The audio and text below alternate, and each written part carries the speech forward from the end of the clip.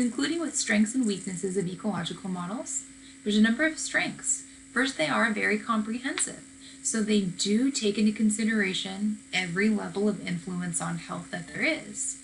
And this, therefore, provides what I call a more realistic view of behavior, as opposed to other health behavior theories that don't take into consideration the environments that people live in.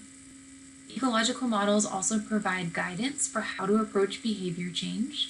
So by providing us with this framework, these levels that we can map on different levels, or map on our different factors that influence behavior, this can kind of give us a bird's eye view of what's going on with individuals and what's going on in communities that causes them to engage in unhealthy behaviors.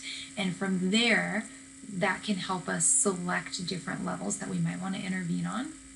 And another great thing about ecological models is that they can be used in conjunction with what I call lower level theories. So theories that specify more proximal levels of influence on an individual, such as individual and interpersonal level theories.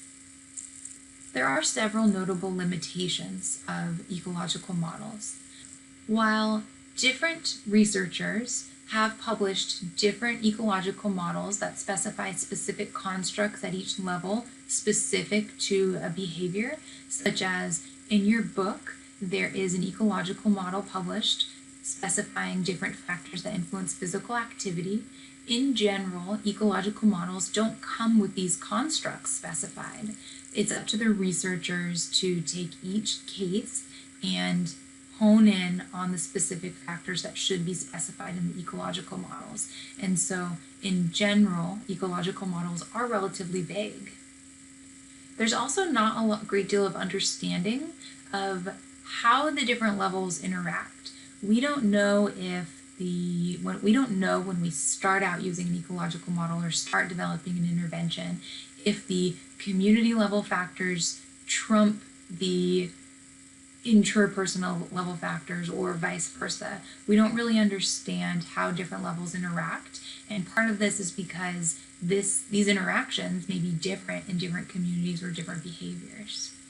Also, similarly, it is difficult to determine which level is the most influential to a behavior.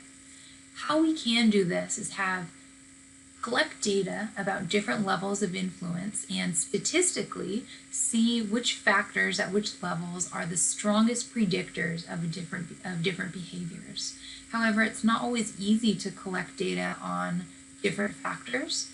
For example, it's not always easy to collect data about that person's physical environment or social environment, but we can try.